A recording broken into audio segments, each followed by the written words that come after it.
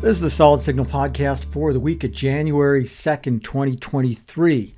Now, as I'm recording this, it's still 2022, so I'm talking to you in the future. Now, okay, maybe not that far in the future, but hey, it's something. I'm recording this on a Friday because I personally will not be in the studio on Monday, although Solid Signal's offices will be open. We are open throughout the week, and we're looking forward to doing a lot with you in 2023. It's going to be an exciting year, and that really is the subject of this week's podcast. My predictions for 2023, at least where Solid Signal and Signal Group are concerned. I've said in articles that I've written in other places that I think 2023 is going to be a really big transformative year for video entertainment, because the trends really for the last 10 years have really skewed towards streaming. And why not? Because it was a whole new thing, and it was very inexpensive to do, and it was exciting, and we could do it on our phones, which was really kind of awesome.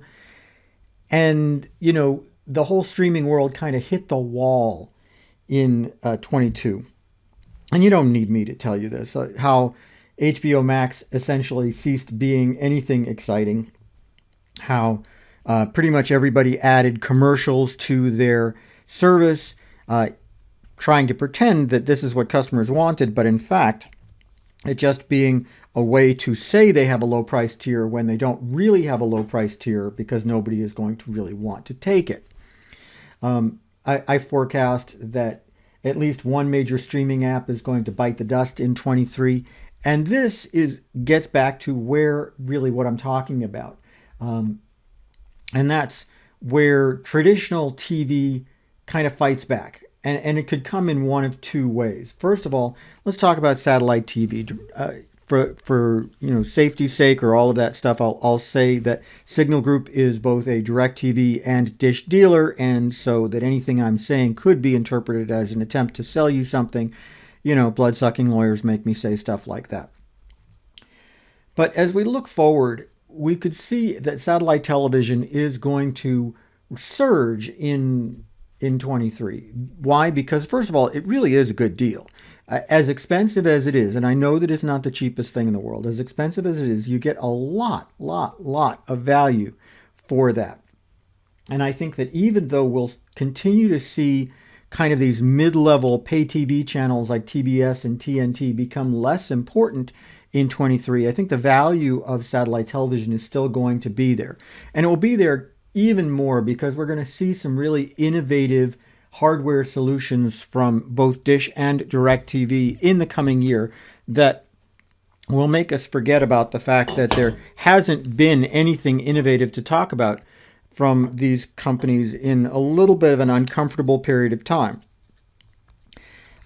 Yes, I think that Dish has had a little bit more going on in the hardware realm in the late teens than DirecTV did, but I think that's going to balance out, and I think we're going to see both providers doing some really interesting and innovative stuff in the coming year. Finally, stuff that customers want, not just residential customers, but business customers. Business customers, I hate to say it, have not always been treated well under the AT&T administration that took place between 2017 and 2021, but as we get into 23, we're going to really see some changes to the way that satellite TV for business happens, and it's all going to be super, super exciting. The other thing that I want to talk about is over-the-air television. Now, I'm a little bit less bullish about over-the-air television just because there's uncertainty and because it has to do with the federal government. This isn't that kind of a podcast, and we don't talk too much about politics, but no matter who you are and where you sit in terms of the color spectrum of politics, you probably agree that there are some functional issues with our government that need to be addressed. And when we talk about antenna TV, the way that we get over-the-air TV today was really set in motion about 20 years ago, and we all started to experience it in 07, 08, 09. That may not seem like that long of a time ago for you, but it was. I mean, we're talking about 15 years at this point, and the state of technology has changed. You know, you've got 4K, you've got on-demand content, you've got all sorts of stuff that people really want that over-the-air television in its current form doesn't give you. One of the things you can't get with over-the-air television at the moment is you can't view it in a moving vehicle. Our customers with RVs and boats would love to get over-the-air television, but they can't because it doesn't really work when you're going more than about 10 miles an hour. Oh, it's great for if you're going to park for the evening. And you know, I recommend that because people do that. But if you're driving around, sailing around, it's not the solution for you. That could change. This summer, the FCC is set to decide what they're going to do with the next generation of television. That next generation of television has been in test form for the last 5 years. I think that they'd hoped things would get a little bit further along, but hey, we all got distracted there for about a year and a half in 2020 and 21. And okay, so we did. But so does this mean that we will see a little bit more movement toward the next generation of television in 23, 24, 25? Or does it mean that the established over-the-air television system is just going to stay, and there's good and bad to both? But what's really going to be good is the idea that decisions are being made. There's good and bad to both, and let me explain what I mean by that. What I mean is that if we move to a next generation television system with all of the bells and whistles, it's going to benefit people because if you're watching over-the-air television, you're going to get better stuff. You're going to have the ability to potentially DVR things, use on demand, watch in 4K, add information that is specific to you if you're the kind of person who just really vibes on that. More power to you. All this stuff could be good and it could revitalize over-the-air television.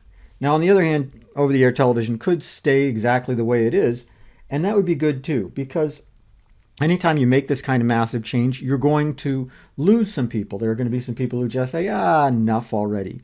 I'm not moving to that next step. And with only about 18% of people using over-the-air television at all right now, I'm not sure that the market has that much that is really there to lose. I think that if losing more than that would be a little bit tough for the overall over-the-air television market and for that industry. But like I said, the most important thing and the thing that really kind of excites me is that I think we'll have some sort of idea what the answer is by the summer of 23, when the current order for testing expires at the end of July. If it's not continued, then the next generation over-the-air television just goes away. If it is continued, then there will have to be some sort of roadmap to moving it to wide acceptance. That would take an act of Congress to make it happen, and we'll have some idea what that looks like.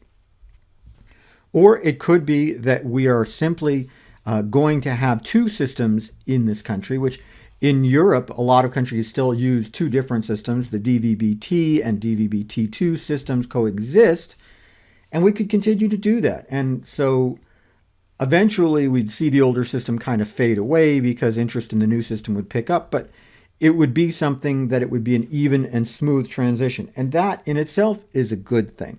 It's all good things when you have some idea what the future is going to bring, because then you can plan for it. And that's what makes things so excited. Looking at some of the other things that we do at Signal Group, I think there's going to be a huge improvement and increase in the kind of internet products that we offer. Satellite internet is majorly disruptive right now. There's a lot going on in the world of satellite internet, and we're going to continue to see that with partners like Viasat coming up with products that are going to blow today's satellite internet away, plain and simple. And we're going to see increased speeds. I think this is a case where the FCC doesn't need to act in concert with Congress, so they're going to be able to continue to redefine what broadband internet means, bringing higher speeds to different areas, which is great.